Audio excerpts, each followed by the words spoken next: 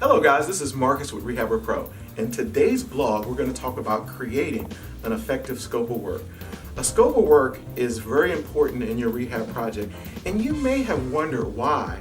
Sometimes when you're estimating your repairs and trying to figure out your costs, why did your costs come out so different than someone else's? Well, a lot of times that goes right back to evaluating the property and determining what needs to be done. A lot of times four people could go look at the same property and every person can come back with a different scope of work and a different number. So it's important that you make sure you identify what's the most important things that need to be done first, what are your wow factors going to be, and what are the what's sort of your wish list for the property. But keep in mind, you don't always have to do your wish list. You have to do the things that are required by code, you have to do things that involve safety, and you have to do things that are going to take away from the property or take away from the buyer's experience. So let's kind of look at how we would approach putting together a scope of work. The first thing you want to do is have a checklist. And that checklist will help you evaluate the property and identify exactly what needs to be done. You're going to go step by step through that checklist and just check off all the different things. How does the kitchen look? Does it need to be, you need to replace the cabinets? Do you need to replace the appliances? All these things are going to be part of your checklist so you know exactly what you have to do in each specific area of the house. Once you've identified those things, now you're going to look at what we just talked about. What involves safety? Are there handrails on the steps? Are there safety hazards, trip hazards, things that need to be corrected because someone could get hurt? You want to address those issues because those are really important. Then you want to look at, are there any things that are not up to code? Is your electrical not up to code? Is the plumbing not up to code? And you want to make sure those things are brought up to today's standard, because a lot of times when we're rehabbing, they're older homes. These are houses that haven't been renovated in 30 years, 40 years, 50 years.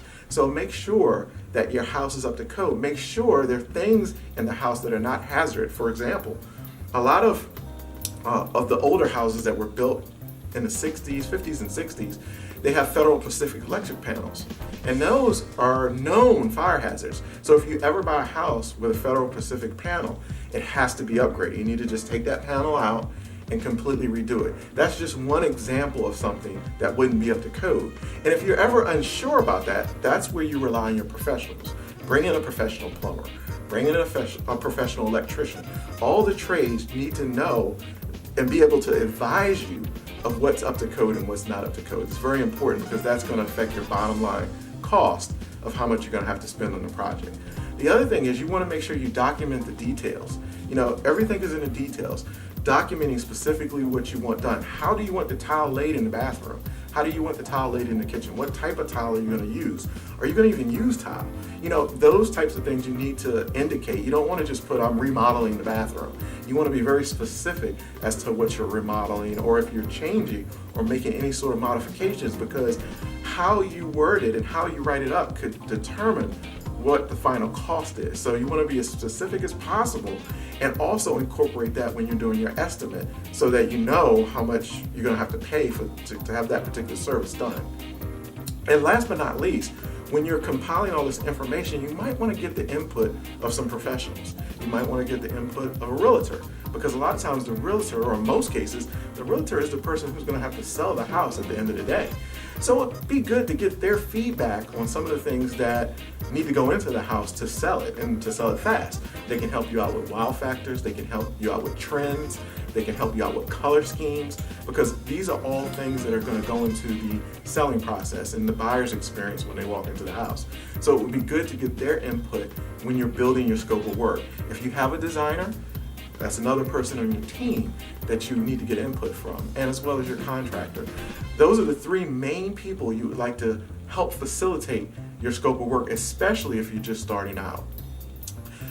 On this video, we actually have a link below. I would like you to click on it, and we have some bonuses that can help you with your business. And we also would like you to follow us on Facebook, Twitter, Instagram, and don't forget to go to our webpage at rehabberpro.com. Thank you for watching my blog today. Hope you got something out of it. This is Marcus Harrison with Rehabber Pro.